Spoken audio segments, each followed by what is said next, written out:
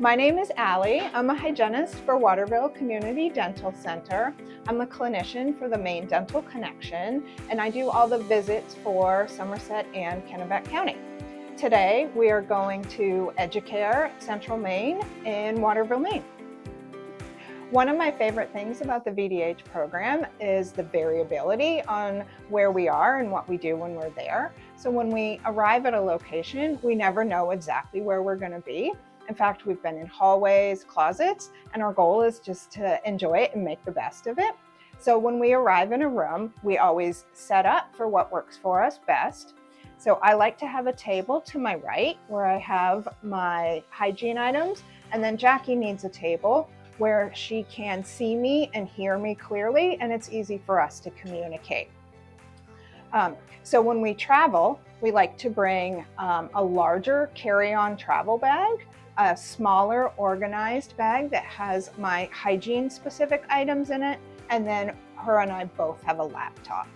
So when we're setting up the room, the table to my right has all of my hygiene items on it, with the laptop, with the intraoral camera connected to it, as well as my tray with my mirror, explorer, and whatever treatment we're doing that day. My name's Jackie. I am the Community Dental Health Coordinator at Waterville Community Dental Center. That's the official title. I typically tell people I'm the care coordinator because more people are familiar with that title. Part of my job as the care coordinator is to support Allie. I do this in multiple ways. Once I get the paperwork that their guardians had to fill out to be a part of the program, I screen through it for accuracy. So I keep track of which students we have the consent forms for those, so that when she is with that child, we can just seamlessly go into the treatment if needed. So when they first bring the kiddo into me, I always like to start with an introduction. I like to show them all the things on my tray, especially the mirror and explorer. We do a little game with counting our fingers and counting our teeth with that.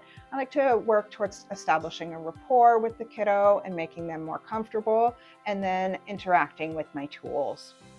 So after we do that, I'm able to see all the teeth easier because they're more comfortable with my mirror. And I go through, explore all the tooth surfaces, and evaluate the whole mouth. It's really important that I communicate to Jackie everything that I'm seeing while I'm doing this.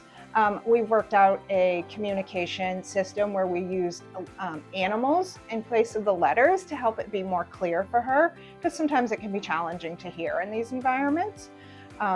So after I've evaluated everything in the mouth, including plaque levels, I get my intraoral camera and we get pictures of every tooth in the mouth. And this is another area where it's really important that I communicate with Jackie everything that I'm seeing, so that she can note it on the paperwork. And then we'll go back at the end of the day and transfer all of this information into our electronic files. So sometimes we have kiddos that come in that are a little bit more nervous. In that case, I like to interact with them a little bit longer, see if I can get some of their trust. A lot of times they will sit right in their teacher's lap, and then I can interact with the teacher and go back and forth between the two of them, almost make it a game as they get more comfortable with my instruments. So we also have a discharge form that I fill out that will get copied at the school. The school gets a copy to go in the patient's record there. We get a copy that we take home to put in our records at the clinic, and then a copy gets sent home with the parents so they can see what services were performed that day.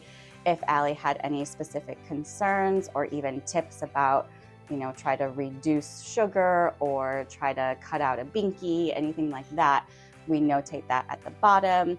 There's information that has my contact info if they have any questions or concerns.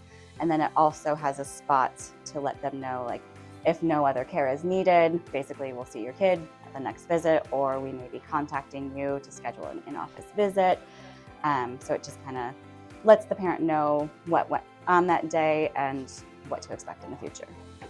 So once we're at the end of the day, we disinfect the room and return everything back to how it was when we found it.